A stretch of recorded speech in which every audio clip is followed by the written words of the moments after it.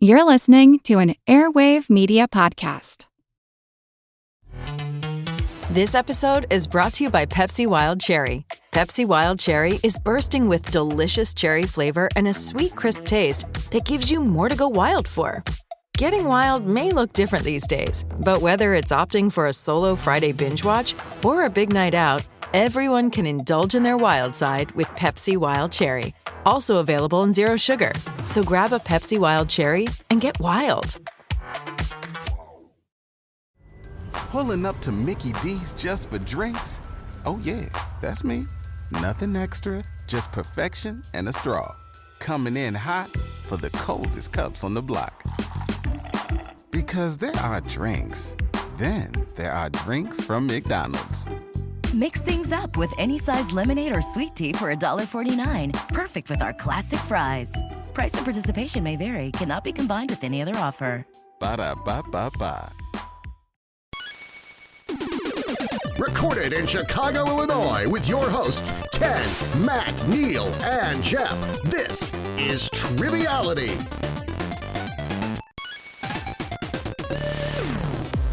Hello and welcome to Triviality, the game where a lack of seriousness meets a little bit of knowledge.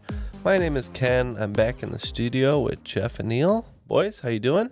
Great. Doing well. And over the internet, as usual, the pilot of Taylor Swift's private jet, Matt. Thanks for the You don't believe how emissions. fast that thing goes. I was able to land. We weren't tracked. It was a smooth Thank landing. you for all the emissions. We appreciate it. Well, how else are you going to get one state over?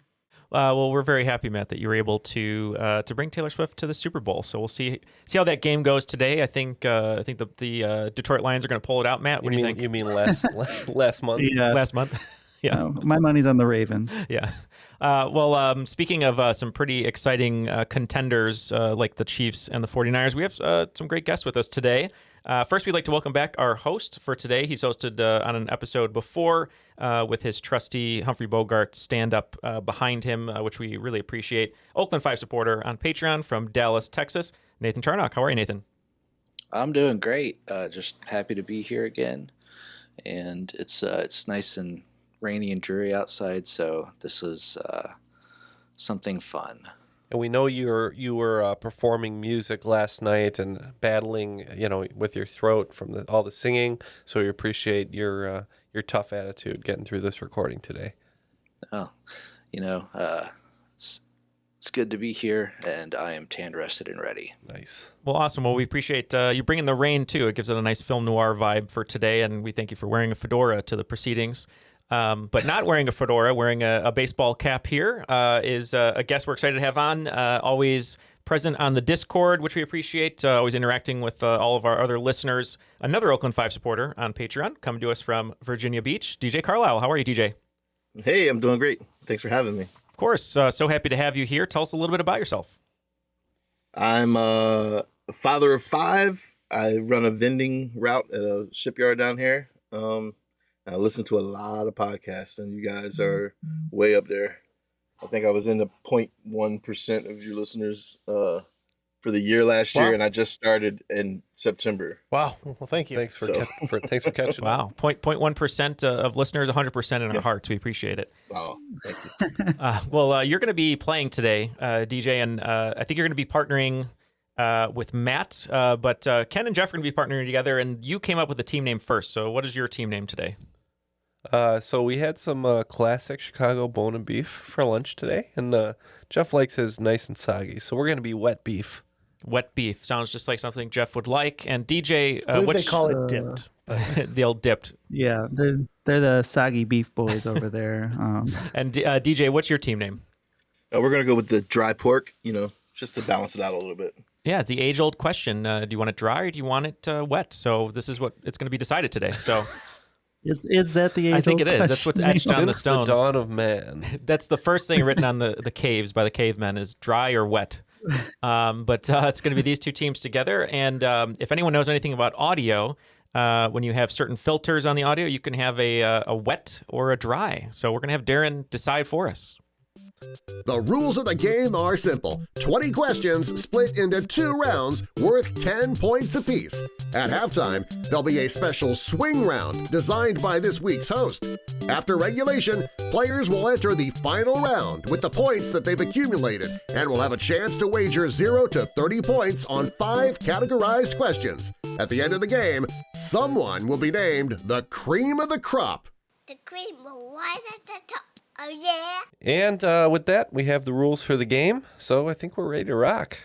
Nathan?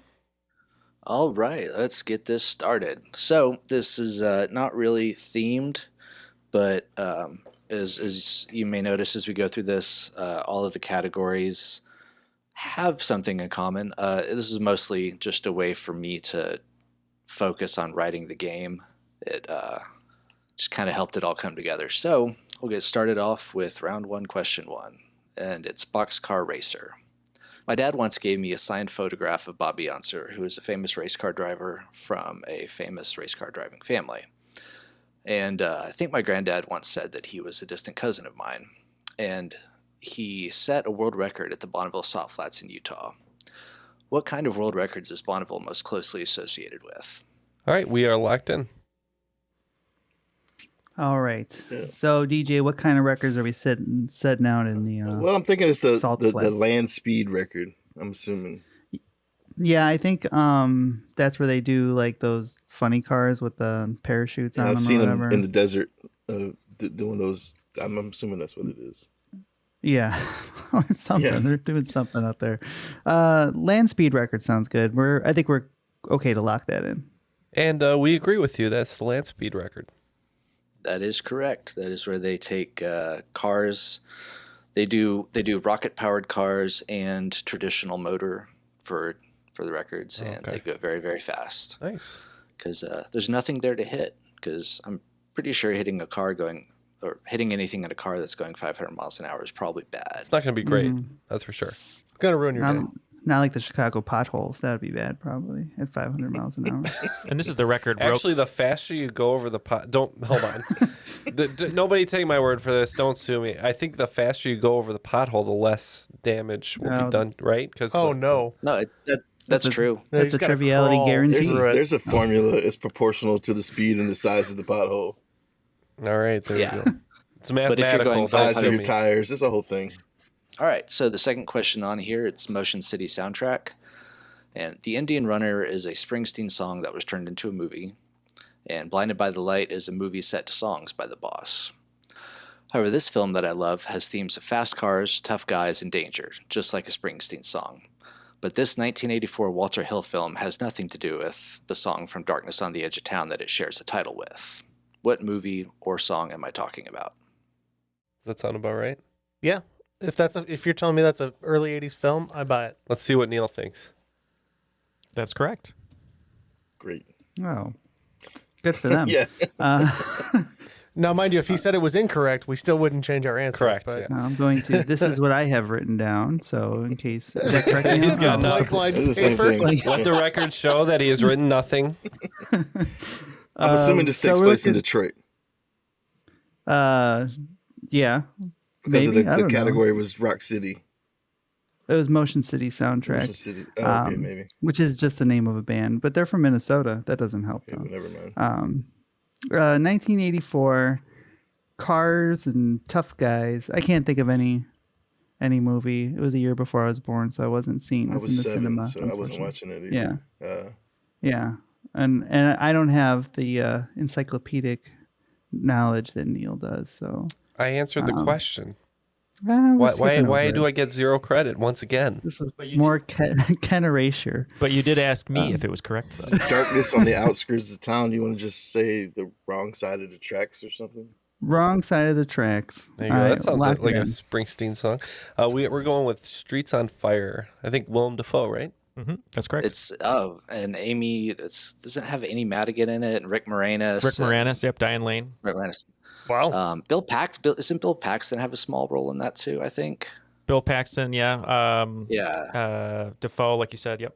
Wow. Yeah, and a great cast. But Streets of Fire. Funny thing And, about Streets of it's- Fire, I'm sure you love this, Nathan, is the actual movie, there is no opening credits. You just hear Springsteen go, 1, 2, 3, 4. Yeah, there it is. We were waiting and for just it. all the random saxophone solos. It can be a little off-putting, but you get used to it. That was the 1980s. Random saxophone solos could be off-putting. That's the whole decade. Yep. So moving on to question 3, Mayday Parade. The Haymarket Affair was a civil disturbance that followed a labor union rally that ended with someone throwing a bomb at the police. Police subsequently shot into the crowd, with members of the crowd then returning fire. The incident was a major event in the history of labor and part of the foundation of International Workers' Day.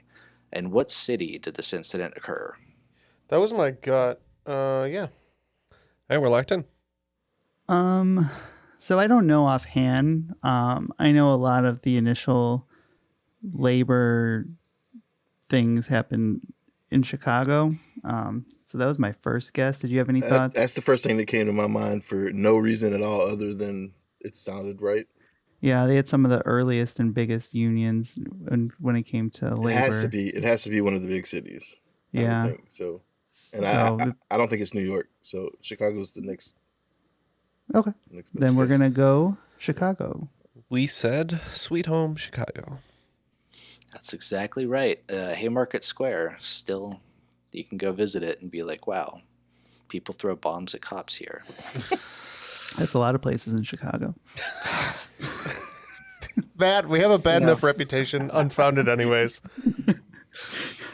Anyway, so moving on, question 4 is the starting line. The Pan American Highway is a route that's both official and unofficial, depending on the country it's running through, that starts in Prudhoe Bay, Alaska, which is north of the Arctic Circle. With the exception of a break at the Darien Gap, the highway continues south to the southernmost reaches of Argentina, connecting countries all over North, South, and Central America. Within 2, how many countries does the Pan American Highway traverse? And note that this does not include spurs to other countries east or west of the route. It's straight line top to bottom. All right, they're locked in. So we talked out loud that there's at least 4, U.S., Canada, Mexico, Argentina. Right. And I guess the big question is, does it go inland at all in South America, or is it just straight down the coast? Because if it's straight down, Central America is where I'd be worried about. yeah, because you got Panama, obviously, and then it's probably going to go through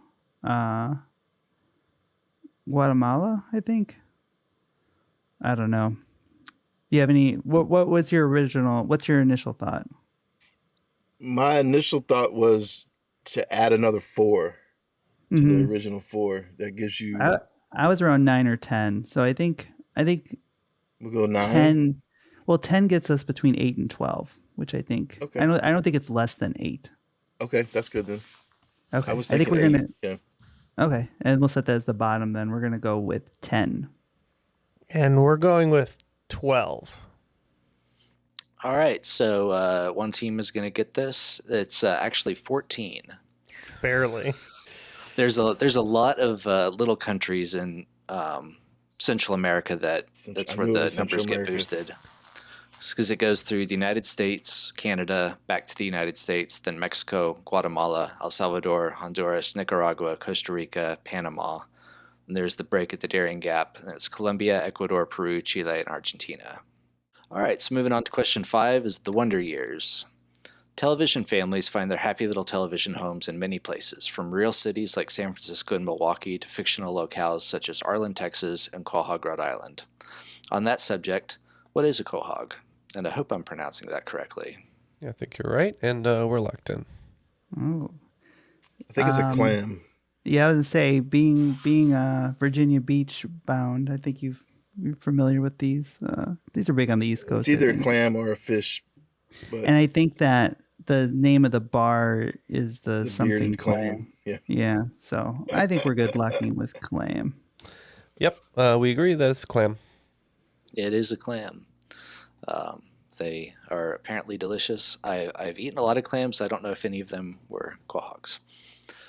All right, after 5 questions, looks like wet is just a little ahead of the dry. We have 50 points, and dry pork has 30. It's anybody's game, as we like to say. Wow, right after the first 5, it's still anybody's game, huh? We didn't wrap it up already, Ken?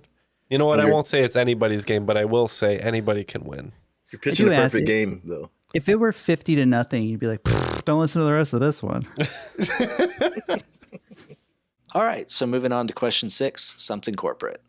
Many storied corporations are no longer around as a recognizable entity, even though they still exist in some form. Examples include the pioneering 5 and dime chain Woolworths, which lives on as Foot Locker, and Pan Am Airlines, which became Pan Am the Railroad and is now known as 747 Merger Sub 2, which is being folded into CSX. Mergers get complicated.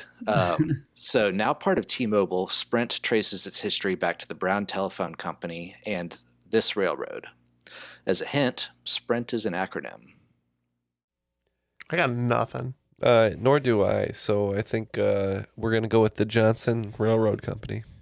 All right. I think so he says Sprint is an acronym. So I'm thinking Southern Pacific. I mean, there's Norfolk Southern as a railroad. Yeah, and I think everything after R is essentially like railroad, something incorporated. International, blah, blah, blah. something transit or transportation. Yeah. So if we're looking at just the SP, South Pacific or Southern Pacific. I It's think the only I'm thing good. I could come up with. It's a wild guess, but It Sounds sounds good. like a great guess. Like I said, we just said Johnson Railroad Company. And it was a great guess. It is the Sprint was technically a backronym, but it was the Southern Pacific Railroad Internal Networking Telephony. All right, so moving on to question 7, the Academy is. For every season and every tournament in association football, the player that scores the most goals is given an award. In English leagues and FIFA tournaments, this is known as the Golden Boot. What is the equivalent award for goalkeepers called? I was hoping the answer was Golden Boot. I think we are locked in on this one. Yeah? That's definitely in a different sport, but as well, if possibly as well. All right. Well, yeah, I'm not great in soccer, but maybe Golden Mitt. So I think Glove? that this is something you'd be familiar with as a Braves fan. They win a lot of these. It seems like Golden Gloves. I think I'm good with Golden Glove. Golden Glove sounds good. Yep. we too said Golden Glove. Yep, Golden Glove is correct. It crosses multiple sports, including boxing. But yes, the Golden Glove Award. All right, so then moving on to question 8, category is We the Kings. The Central European Defense Cooperation is a military collaboration consisting of Austria, Croatia, Czechia, Hungary, Slovakia, and Slovenia. It is a relatively new group, having formed in 2010. However, the geographic outlines of the alliance trace back to the 13th century, forming a political unit that continued up to the early 20th century. I'll take either the name of either the monarchy or the name of the empire at the time of its demise. So this is like a kingdom or monarchy that lasted essentially into the 1800s. I think he said 19th century. So 20th century. 20th century. So early 19. This isn't. It's not the Ottoman. I don't think that's more southern. Yeah, and I have no other thoughts. That was the only thing I could think of. I will know it when it's said, but I can't pull it out of my brain. It's yeah. And Jeff just had it Kurd, right away. It's not the Kurd. I don't know. Yeah. No. So it's not the Ottoman. So we'll go with the Chaise Lounge Chair Empire. It's my favorite empire. Just because I had it right away doesn't mean it's correct. But our guess is the not holy, not Roman, barely an empire. The Holy Roman Empire. So close, but Holy Roman Empire was most of modern Germany. So this would be the Austro-Hungarian Empire. Okay. Which was the Habsburg monarchy. The Habsburgs. Yes. Of course. Sorry, I know it hurt me too, but I was wrong. I didn't know it after it was said. All right, so moving on to question 9, Green Day. April 20th is a day well known by people who are into jam bands and other suspect activities. It is also the birth date of a number of well-known people. including this actor who is one Grammy short of an EGOT. Well, we all were like, oh. Winning Oscars for Best Supporting Actress for Tootsie, Best Actress for Blue Sky, Emmys for Grey Gardens, American Horror Story, and a Tony for Long Day's Journey into Night. What is the name of this actor? We're gonna go ahead and lock in with a guess. Not sure. Our initial impulse was probably too young, and we're going with another guess. So I could only really come at this from the American Horror Story angle. Same. So we're looking at like Jessica Lange, Kathy Bates. I would think Jessica Lange. I was trying to think of her name. I was like the matriarch from the first season. I think that's it. You think that's it? The name, I mean, that holds sway. I don't think Kathy Bates was in Tootsie. Connie Britton's too young. Oh yeah. Yeah. Let's go Jessica Lange. Okay. Yeah. We weren't sure, like I said, so we said Ellen Bernstein. It is Jessica Lange. Good job, guys. Nicely That done. was a good pull. I wasn't going to pull that name. Yeah. I knew the Anything face, after like but season 3 or 4 of American Horror Story, I'm kind of out on. But I was super into the first few seasons. yeah, same. Yeah. She's great in Cape Fear, which is a great Scorsese movie. Isn't that the scariest phone ring ever in that movie? Oh yeah, right. Come out wherever you are. Neil often wakes me up with that phone call. Yeah, and that's what my back looks like when he's working out in jail. All the tattoos. That's what my back really looks like. Oh, good to know. Maybe. Who's to say? Allegedly. But when the calendar comes out next year, we'll all find out. Yeah, right. There's gonna be a big sticker over it. Be like, oh man. It's just gonna be me naked with Ken Jennings' trivia book across my crotch. All right, so this is the last question of the first round. Number 10, Taking Back Sunday. These are pop punk bands, by the way, Matt. In case you're curious. Thank you. I was really lost. Yeah, make damn sure you know that, Matt. Okay. This is an actual pop punk question.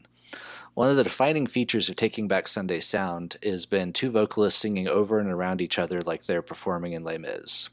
Having rotated through second vocalists several times, the band is back to original member John Nolan. In between stints with Taking Back Sunday, he fronted a different band with his sister Michelle, probably best known for their song Existentialism on Prom Night. What band is this, who are great and really should reunite and tour? We can lock in. Do you know this one, Jeff? No. Flyleaf. Flyleaf's a little more metal. These guys were really soft, a lot of piano. It's Stray Light Run. It is Stray Light Run. Apparently, I don't know if he's still the current bassist or not. I've never met the guy, but apparently at one point the bassist for Flyleaf is a cousin of mine. Oh. Well, on that note, we have our scores for the first round. It looks like Dry Pork has come roaring back. Even though it's still anybody's game. But they have 70 points. Wet Beef with 60 points. Anybody can still win this one. Really, it's anybody's game, as they say. So, well, Ken, I'm gonna stop over to get a cup of coffee really quick. Can you lend me a $5 bill? No. Okay, but however, for $5, I could just use my credit card. That's right. Go to patreon.com, put in the information, and get tons of bonus episodes. Right, from Triviality. Over 50 hours of bonus content plus weekly bonuses. You just put it on, and 2 days later, it'll still be running. That's right. And folks like DJ and Nathan, they're still listening to all the audio content that's on there, plus the weekly bonuses, which are really, really fun. And starting at $1 a month, you can get all of our episodes ad-free, and we listen to everyone who wrote in. We changed the way we record a little bit, so now you're not even going to get Patreon ads. This very Patreon ad will be cut. Right, so people on Patreon will not even hear. So Nathan and DJ aren't even going to hear this ever again. They wouldn't know if they weren't here in the room. That's right. So if you want to go to patreon.com/trivialitypodcast, help out the show. We're going to be doing some upgrades to our video and a couple other things, and we've already got some new XLR cables, all thanks to our patrons. So, and by upgrades, we mean we're going to try video. We're going to try video, but we're getting nicer XLR cables because right now all of our XLR cables I think are like 4 feet long. We can't move the microphones that far. We're going to get, I think we have 15 or 16 foot XLR cables. We're really going to spread out. Yeah, splurging. It's like a $30 upgrade, people. But yeah, thanks to all of our patrons. So if you'd like to join them, go to patreon.com/trivialitypodcast, and we hope to see you there. Now on to swing round. Nathan, what do you have in store for us? All right, so I did not record a music swing round this time. It's a lot of work. Don't worry about it, Nathan. That's not like the standard. That's way beyond the standard. You can join the 99.9% of people who do not record a music swing round. A bespoke, yes, custom. But I did stick with the music themed swing round. So what this is there's been a lot of artists who have had some success or even great success with former bands, but went on to achieve their greatest success as a solo act. So for Paul this swing McCartney. round, yeah, there's actually a Paul McCartney question coming up soon, so we'll get to that in the second round. But for now, I'm just going to give you the name of a solo artist, and I am looking for the name of their former bands. Okay. So first one is Kenny Rogers, Janis Joplin, Bjork, Marion, Chaka Khan, Billy Idol, Peter Gabriel, Gloria Estefan, Van Morrison, and Dr. Dre. And for Dr. Dre, there are two answers that I will accept, and if you get both, you can take double points on it. Okay. So those are the questions for the swing round, and we'll be right back with our answers. Hey, it's Kaylee Cuoco for Priceline. Ready to go to your happy place for a happy price? Well, why didn't you say so? Just download the Priceline app right now and save up to 60% on hotels. So whether it's Cousin Kevin's Kazoo Concert in Kansas City, go Kevin, or Becky's Bachelorette Bash in Bermuda, you never have to miss a trip ever again. So download the Priceline app today. Your savings are waiting. Go to your happy place for a happy price. Go to your happy price, Priceline. Everybody in your crew identifies as either Big Mac Burger, McNuggets, or McCrispy Sandwich. But you're the Filet-O-Fish Sandwich all day. That crispy fish, that savory tartar sauce, that melty cheese, that pillowy bun. Yeah, you get it. Every time. And if you love the Filet-O-Fish, right now you can catch two of the classics you love for just $6. Limited time only. Price and participation may vary. Cannot be combined with any other offer. Single item at regular price. Ba-da-ba-ba-ba. And all the answers are now locked in. Let's go ahead and get the questions one more time.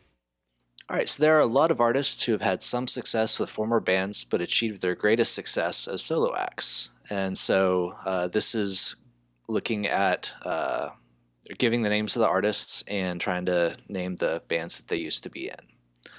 So the first one was Kenny Rogers. We said the Roasters.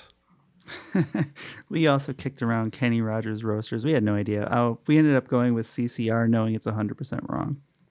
So he was in a psychedelic rock band called The First Edition. Never would have gotten that. All right, New Edition. Yeah, they were a sequel to First Edition. Yeah, and Bobby Brown, big Kenny Rogers fan. And then he started doing duets with Dolly Parton, and it was off to the races. All right, so what about Janis Joplin? We just thought that the singer in Jefferson Airplane sounds like Janis Joplin, so we said Jefferson Airplane. We thought she might have been one of the mamas in the papas, so we said mamas and papas. The answer for this one was Big Brother and the Holding Company. So that song, Piece of My Heart, is actually not a Janis Joplin cut. That's a Big Brother and the Holding Company cut. All right. What about for Bjork? What did we get for that? I believe that's the Sugar Cubes. Oh. We said the stinky Icelandic fish. Slightly more delicious. It is the Sugar Cubes. All right. Omarion. The boy band that sounds like a serial killer. We said B2K. Yes. We also came up with B2K. And that is correct. All right. Did anyone come up with anything for Chaka Khan? Bare Naked Ladies. Oh, we just said the Funkadelics. And there's a lot of discussion between DJ and Matt about the funk band that she used to be a part of, and it was a funk band called Rufus. Had a couple of hits. All right, and Billy Idol. This one was on the tip of our tongue, but we couldn't come up with it, so we just said the Butthole Surfers. We went with the Sex Pistols. Wow. From Dallas, Texas, it is not the Butthole Surfers. It was Generation X. I always mix up Butthole Surfers and Crash Test Dummies, which is the one that went. Crash Test Dummies. Okay, I always mix those two up. And then Butthole Surfers were they the ones that had the I album don't cover? mind sometimes. Was that the album cover with the ear and the pencil? That I don't know. Yes, that is correct. That is correct. Okay, so I always mix them up. Okay. And I think the song Dancing with Myself was Generation X cut before Billy Idol went solo. All right. What about for Peter Gabriel? You said Genesis. As did we, Genesis. That is correct. In fact, for this one, they both went on to their greatest success after Peter Gabriel left. The Genesis did not have a number one album until Phil Collins took over the vocal duties. And then, of course, Peter Gabriel had a wonderful solo career. And Gloria Estefan. We said Miami Sound Machine. And that is exactly what we said, Miami Sound Machine. That is correct. All right, moving on. What about Van Morrison? We think Van Morrison was in John Cafferty and the Beaver Brown Band. We had no idea, so we said the Brown Eyed Men. So he was in a band called Them. The song Gloria, that most people think is a Van Morrison song, was actually a Them cut. All right, and for the last one, Dr. Dre. We said NWA, and the other one we don't know. Yeah, we said NWA also. We don't know the second. So NWA is correct. The other one was an electro-funk act that also featured DJ Yella, who went on to join Dr. Dre and NWA. They're called the World Class Wrecking Crew. Sure, Jeff would agree. The best use of Gloria Estefan was in Parks and Rec when they were going across the ice rink. That's so good. It's like one of the best scenes Get ever. on your feet. All right, making up a little bit of ground is Wet Beef, catching up to Dried Pork just a little bit. It's 85-90 currently. So I think it's even more anyone's game. It's even more anyone's game now. Yeah. Now, Ken, remind me, Wet Beef was also the name of our feud when we were high school water polo players, correct? Correct.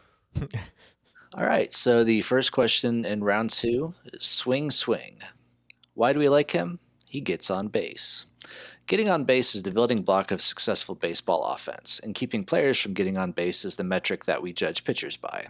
However, the pitcher who I think is the greatest of all time never accomplished the feat of pitching a perfect game. 7 no-hitters, no perfect game. Which pitcher is this? It can be two things. It's a pitcher and a fish, so we're going to go with it. We're locked in. Okay. We did not go with James Carr. Did he say he was a Rangers fan? Yeah, and I think that he had 7 no-hitters and 1 knockout of Robin Ventura. I'm pretty sure this is Nolan Ryan, Yeah, I right? was thinking Nolan Ryan, right. Yeah. I know Greg Maddux, I don't think he ever had a perfect game either. No, but I don't know if he had 7 no-hitters. I'm pretty sure Nolan did. Yeah. So we're gonna go Nolan Ryan. Well, that sounds more informed than our answer of Trout. So, yes, it was the only person to ever pitch 7 no-hitters, but he never managed to get a perfect game. It is Nolan Ryan. All right, so question 2 is Sick Transit Gloria. Founded in Long Grove, Illinois, this coffee shop has U.S. locations mostly in the Chicago area, Midwest, and on the East Coast. Although their footprint has shrunk in recent years, they are a major coffee chain in Australia, currently the 6th most by locations. A similarity between the U.S. and Australian locations is their propensity to be located in shopping malls and have way too much sugar in their drinks. What smaller coffee conglomerate am I referring to? Yeah, we could be locked in. I think based on the merit of the category, I think he said Gloria in there somewhere. I think there is a chain called Gloria's, and they're often in malls. Could be. Yeah. Is that what you're locking in with Gloria's? Yes. I think you needed to think about Gloria's pants because I believe it's Gloria Jeans is the place. It is Gloria Jean's Coffee. It is, You can find them in malls all up and down Australia, and I guess I saw a couple when I lived out east, but not as popular as they were overseas. Yeah, they were in Yes. all the malls until all the malls closed or failed, and then they all shut down. But they were in like every mall in Chicago area. All right, so number 3 is a praise chorus. Every Beatle had popular solo success after the band's breakup. Both Paul McCartney and John Lennon released albums shortly after the band imploded, and though these albums were very successful, no single by an ex-Beatle hit number 1 in Britain or in the US until this track by George Harrison, which was released in 1971 from the album All Things Must Pass. All right, Jeff says he'll buy that for $1, and we're going to lock in with their answer. Well, I thought it was Got My Mind Set on You until the year came out, so I actually have no clue at this point. I was hoping that the question was just going to be which Beatle was the first to have a number 1 hit, because I did know it was George Harrison, but I did not know any further information as to what that song is or what it sounds like.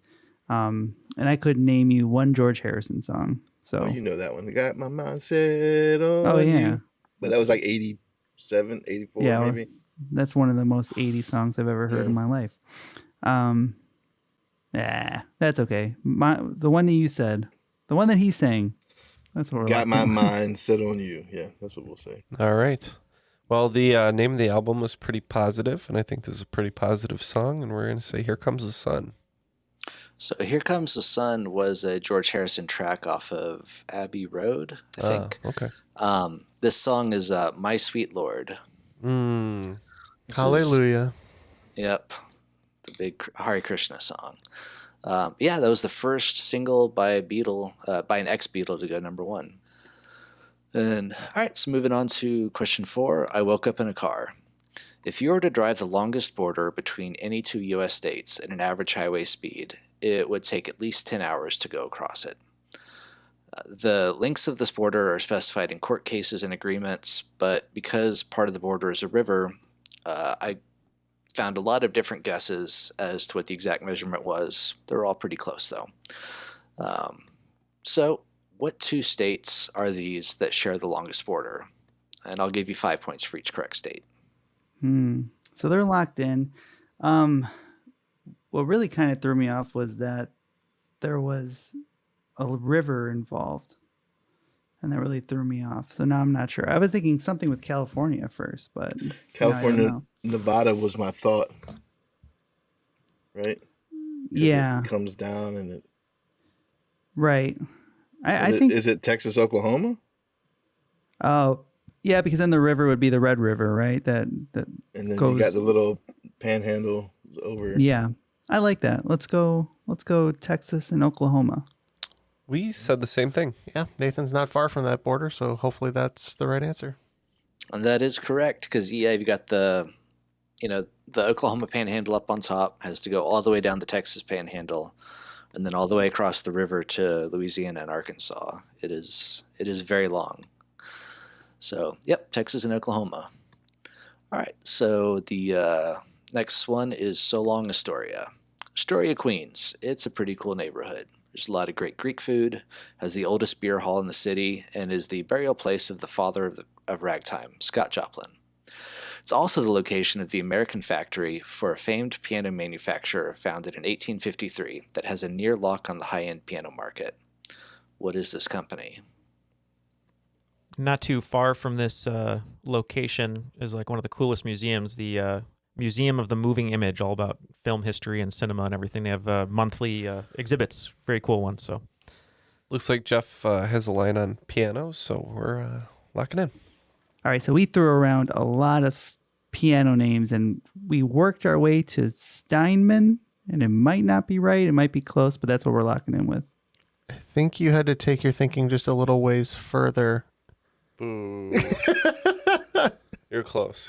Yeah, we said Steinway and Sons. Oh. It's founded by Heinrich Steinweg, who changed his name to Henry Steinway. It's Steinway. Extending their lead slightly is Dry Pork. They have 120 points, and Wet Beef sagging behind at 105. Yeah, it's hard to beat dry pork. You got to firm it up a little bit than this last half of the round. Sorry. I regret these names. let's be done with it. Let's keep going. I'm sorry. That's what we're here for, to make you regret things. All right, so question 6 is, this ain't a scene, it's an arms race. The arms race between the Soviet Union and the United States in many ways defined the Cold War. The space race was a direct consequence of the tension and competition between the two countries, and throughout the Cold War we got some crossover episodes. Examples include a plan to nuke the moon, and the moon probably had it coming. And there was also the Strategic Defense Initiative. SDI was a program started under Reagan, the goal of which was to make long-range ballistic missiles useless through various means, including space-based systems, which earned SDI this pop culture moniker. We're locked in. Yeah, it's Star Wars, right? That seems 100% correct. And we also said Star Wars.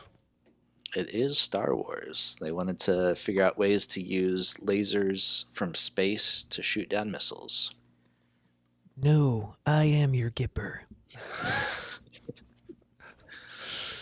That one was good. I'll give credit to Neil for that one. He does too many Reagan impersonations, and they vary in quality, but that one was tops. Thank you. Was talking to my wife the other day for some reason about Notre Dame football and the Gipper, and yeah, I should really just try and keep these things to myself instead of annoying my wife. If you want to have a really good Friday night with your wife, watch Bedtime for Bonzo with Ronald Reagan, with him and a monkey. And if you want to have a really, really good time with your wife, order some wet beefs, pop in Bedtime for Bonzo. That's the new Netflix and chill. Wet beefs and Bonzo. Get your dry pork rub. It's an untapped market, Matt. Just go to all the adult It's an untapped market. Untapped market. all of the just dipped into Goodwill Hunting. I did, yeah. Go to the adult shops, and instead of the massage oils and stuff, you get the old dry rub for you and your partner. Cool Ranch dry rub. This Spencer's Gifts. That's where they sell that. Yeah, right next to the brilliant. Edible underwear. Next to the old FBI shirt, the Federal Breast Inspector shirt. Yeah, this will make zeros of dollars. I can't wait to see it. All right, so for question number 7, there is a fountain filled with blood. Is that an old gospel tune, or is it a death metal headbanger? Not really sure. A natural phenomenon called red tide can make the ocean look like blood, and the aftermath contributes to dead zones where the ocean is deprived of oxygen. In the Gulf of Mexico, this is caused by algae blooms, which are fueled by an overabundance of this element. It's a common ingredient in fertilizer. We can lock in. I think it's ammonia. I was going to say that, so that sounds right to me. We can lock in. And we said nitrogen. It is question 7 and element 7. Your friendly neighborhood nitrogen. And it's the other half of ammonium nitrate. It is nitrogen. Ah. All right. So question 8 is anthem. There are a lot of very odd national anthems out there. Ours is impossible to sing. Others belittle neighbors or former colonial powers. And some are just wildly militaristic and downright bloodthirsty. In fact, the national anthems of both France and Italy are both militantly against a third European nation, although this nation only borders one of those two. Which nation is this that got France and Italy all up in arms? So I was thinking that the French national anthem was written around the time of the Franco-Prussian War, and I think Prussian and like Austrian. When do you know when the anthem was written? How could you possibly know that? How can he possibly know many of the things he knows, Ken? He knows them. Sometimes you know things. That would put 18. I don't know. But anyway, Prussians, Austrians. I think it might be Austria. Look, geography is my weakest subject, so there's I'm down with that. There's just very few countries that I know in Europe, and that's one of them. So I'm down with it. Austria sounds good. Mm-hmm. All right. We said the national anthems besmirch España. So it is going back to the Habsburgs. It is Austria. The fifth verse of the Italian national anthem declares that, more or less, says that Austria is the eternal enemy of Italy. And Didn't know that. The French national anthem was written to exhort French people to go kill Austrians. All right, so moving on to question 9, Anthem Part 2, or Anthem of Our Dying Day. Eschatology is a part of many world religions, and though there are many varying approaches to it among the world's faiths, there are also a lot of striking similarities. There is also secular eschatology in literature, both fiction and nonfiction, music, and in film. What is eschatology? So eschatology, he said, is in religion. It's in other fields It's too? secular too, so like that's everything. Yeah. I guess maybe like superstitions or rituals, study of rituals. Ritual sounds good. Yeah. Because that could be something that's not just religious. So yeah, we'll say the study of rituals. You think Michael Stipe is an eschatologist, right? I do think so. We think this has to do with the end of the world. Oh.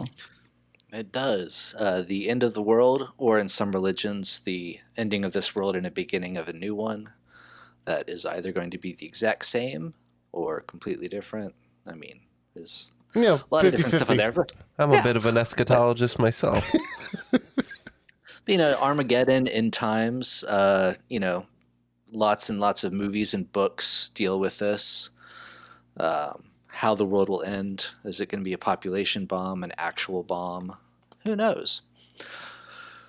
All right, so the last question in the second round is Girl All the Bad Guys Want. You all knew this was by coming. some no-name band. Yeah. Who I just saw at the State Fair last year. They were awesome. How many members on stage? 4. See? I told you. They have a 5th guitarist. Or 3rd guitarist, whatever it is. Lies. Not a second guitarist, but a 5th guitarist. He might have been hiding in the back somewhere. Yeah. Oops, all guitars. All right, all right. She likes the Godsmack, and I like Agent Orange, which is a surf punk band that has been going strong for over 40 years. The original Agent Orange is a chemical used during the Vietnam War as a part of Operation Ranch Hand. What type of chemical is Agent Orange? As in, what is it used for? Yes. Like properly? Relectin. What's its purpose? Relectin. War crimes. It's DDT. It's a pesticide. Pesticide. Yeah. Okay. Locked in. We actually think it was meant to kill the plants. So herbicide. Herbicide. Yes, it is a herbicide. Defoliant is also an acceptable answer. So they're trying to clear the jungle to make way for the troops. Then they accidentally got it all over the troops. And bad stuff. All right, dry pork. Lost a little bit of ground there. They're at 140. Wet beef reclaiming the lead, 145. Yeah, I think the friction was slowing them down. Stop. All right. We get it, Jeff. And what we also get is the need to join Patreon, hopefully, right? I hope so, yeah. We said that DJ and Nathan are on Patreon. And DJ, I'm going to put you on the spot a little bit because you talk about Patreon and everything on the Discord, and we love having you over there. But how have you been enjoying our Patreon audio bonuses? Because I know you listen to a lot of podcasting with your job.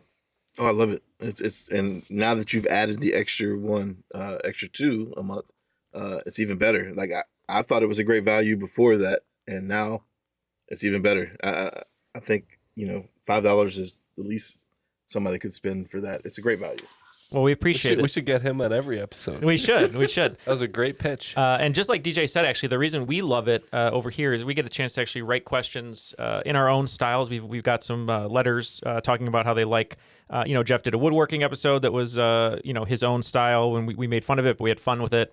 and we can all have our own personality within the game. So it's nice because we don't get a chance to write too many games because we love having guest hosts on to introduce the world to them. So what I'm hearing is DJ said that we're actually creating too much value for that amount of money. And are we going to stop? Absolutely not. We're going to keep working hard for you guys. So. That's right. Yeah, and once we get this video up and running, maybe we'll have a visual representation of wet beef. Who knows? We'll see what happens. But yeah, please join us at patreon.com/trivialitypodcast today. And I do want to say we are on our road to 600. We thought it was going to take the entire year. I think we're about 40 off. So if you can join and help us get to 600 before the end of the year, we would pass our goal. So yeah, what a fabulous surge. Yeah. Yeah, so thank you, everyone, and join us at patreon.com/trivialitypodcast. And before we get back to the game really quick, I just want to try one thing. DJ, what do you love about the slap chop? No comment. Okay. I'm more of a sham wow guy. Okay, all right. You were just so good at pitching Patreon that I wanted to test you a little bit. But yeah, we thank you guys for being Patreon supporters, and hopefully we'll have more people join us soon. And now for the final round categories. Nathan, what do you have for us? All right, so the categories for the final round are all record labels. We have Doghouse, Drive-Thru, Fat Wreck, Fueled by Ramen, and Epitaph. All right, the wagers are now locked in. Let's go ahead and get our questions. All right, so in Doghouse, it's a question about a doghouse. Doghouse can be scrap wood nailed together, molded plastic, fine carpentry, or almost any other way to make a little shelter for a dog. It could even be a 4-square-foot cedar and mahogany domicile for Eddie, the Black Labrador, which is the smallest structure designed by this American architect. For Drive-Thru, the Drive-Thru started as the Drive-In, pioneered by Kirby's Pig Stand of Dallas, Texas. Red's Giant Hamburg in Missouri is believed to be the first drive-thru restaurant, although originally they only used a window. The modern drive-thru was invented in 1948 when a husband and wife team opened a burger restaurant featuring a drive-thru with a two-way speaker system that was used to place orders. This company was a small regional chain for most of their history due to their refusal to franchise, although they've expanded some in recent years. What is this company that did so much to change the global restaurant landscape? For Fat Wreck, The Wreck of the Edmund Fitzgerald by Gordon Lightfoot tells the story of the sinking of the eponymous ship in Lake Superior in 1975. One of Lightfoot's inspirations for the song was the piece titled The Cruelest Month that appeared in Newsweek, writing about the disaster. We all know that the cruelest month is April, so the question is, who wrote the poem The Wasteland that begins with that statement? Fueled by Ramen. I'm sure many people have been broke enough at one point to eat a lot of instant ramen out of necessity. I definitely have been. You can make a pretty good meal out of it with a little bit of hot sauce and some chicken. Though ramen traces its way back to ancient China, the instant noodle was invented in 1958 in Japan by this man, who shares his name with this ugly delicious restaurant group. Epitaph. All things must come to an end, like REM, the hope that the Cowboys will have a good season, and this game. Epitaphs that accompany an ending are usually thought of in literary medium, although there are many examples of musical epitaphs. David Bowie's Black Star is a personal epitaph, and Beethoven's Third Symphony is partially an epitaph for the ideals of the French Revolution, and a lament of Napoleon's betrayal of democracy. Staying in the world of classical music, what is the term for the type of musical composition to be performed in memoriam, and gets its name from the mass that they were originally composed for? All right, we have our questions. We'll be back after these messages, unless you're on Patreon. Want to learn how you can make smarter decisions with your money? Well, I've got the podcast for you.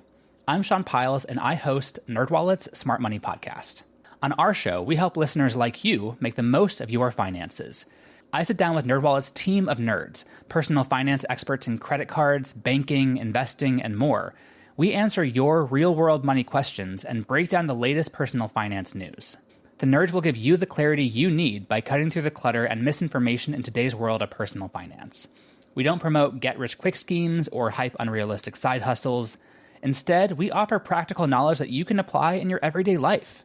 You'll learn about strategies to help you build your wealth, invest wisely, shop for financial products, and plan for major life events.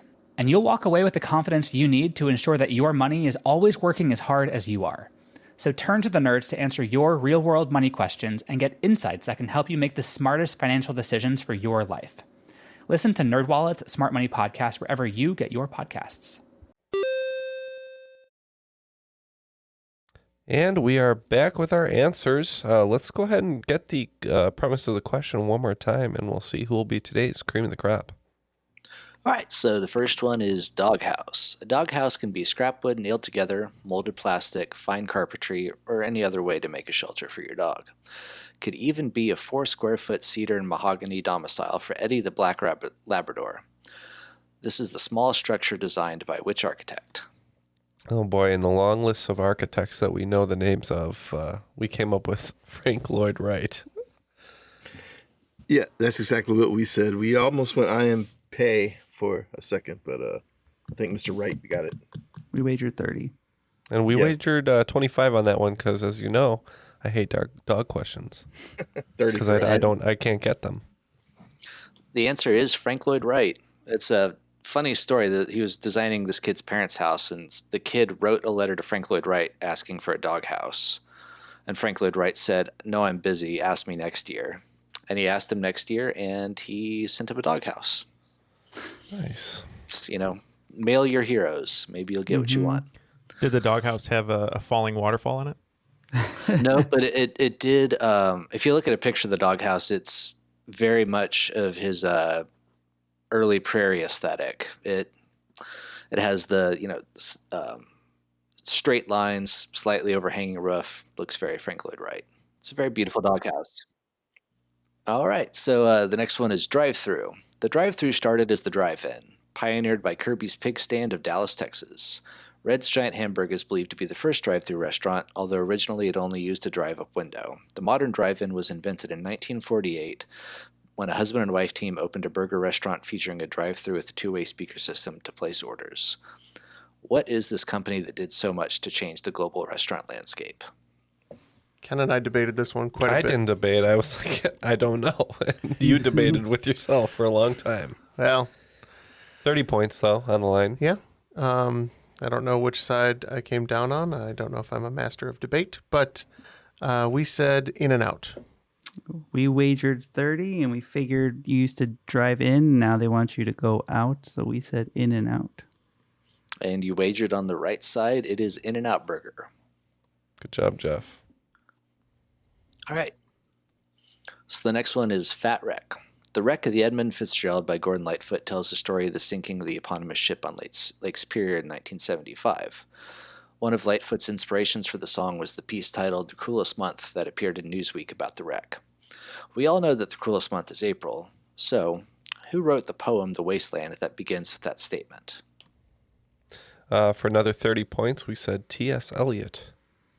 We only wagered 20, and also learning this from The Simpsons, we said T.S. Eliot. The Simpsons is a great source of knowledge for all kinds of highbrow stuff, like poetry. All right, fueled by ramen. I'm sure many people have been broke enough at one point to eat a lot of instant ramen out of necessity. I have been, but you can make a pretty good meal out of it, adding some hot sauce, throwing some chicken, whatever you can do to spice it up a bit. Ramen traces its way back to ancient China, but the instant noodle was invented only in 1958 in Japan by this man, who shares his name with this Ugly Delicious restaurant group. So the Ugly Delicious guy is David Chang, and I know his restaurants are called Momofuku, I believe. So we said Momofuku. I couldn't come up with that. I had it in my head, and the only thing I could come up with was Fumiyoko. So I got it all mixed up. That's an anagram. So we'll be losing 20 points on this one. And hopefully we'll be gaining 30. Yes, it is Momofuku. His full name is Momofuku Ando, but I would just accept Momofuku. And it was killing me listening to Matt and DJ get so close and be talking exactly about the right thing and just having to keep a poker face and not give it away. All right, so the last one we got here is Epitaph. All things must come to an end. Like REM, I hope that the Cowboys will have a good season, which is every year. I'm sorry to all the Lions fans out there, too. My heart is with you. And anyway, epitaphs that accompany an ending are usually thought of in literary terms, although there are many examples of musical epitaphs.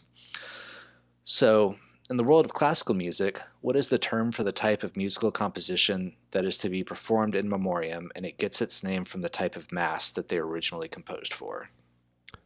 We said for 30 points, Requiem. Oh, man. That's right. We wagered 20 and had no idea. And if I had heard the word Requiem, I would have said, that's it. But we said Black Mass because we didn't know.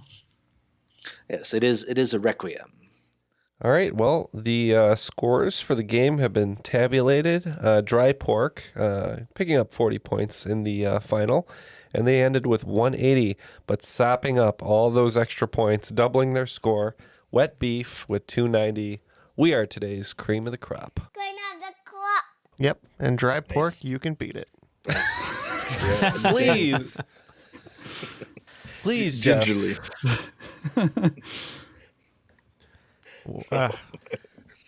Neil's got nothing to say now. I have a lot to say, For but I'm once, just... Neil's got nothing to say. That was the thickest silence I've ever heard. I'm going to leave it in, too. Don't. The folks at home, Jeff is a maniac. It says this stuff all the time. Well, this game just proves if it's wet, it goes down easier. So hopefully everyone enjoyed listening to this game. We couldn't have done it without our special guests. Let's start with the man who inspired the game and all the other jokes here and there. Nathan, any shout outs before we let you go today? Just, go support your local bands, go out, listen to some music. If you ever thought you really needed some ska punk country, there's this band called the Vandaliers. They're a lot of fun. Their trumpet player lives a block over from me, and he dances around on stage playing his trumpet shirtless with pink hair. All right. It's awesome. That's all you need. Go see him if they come through your town. That's the real American dream.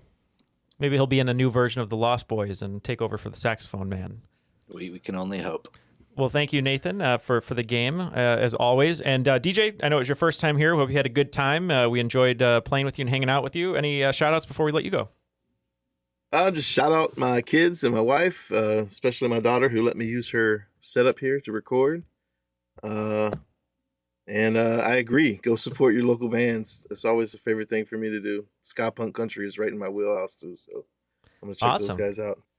Well, thank you so much to both of you. And any other jokes here, Jeff, before we let the listeners off so they can, go walk, take a shower or something? No, not at all. No jokes. Ken has one last thank you, though, as always. Yeah, No Joke is Airwave Media. That's you can right. find them at airwavemedia.com. Check out other great podcasts on the network, such as The Conspirators, Pulse of the Planet, and When Things Go Wrong. Ooh.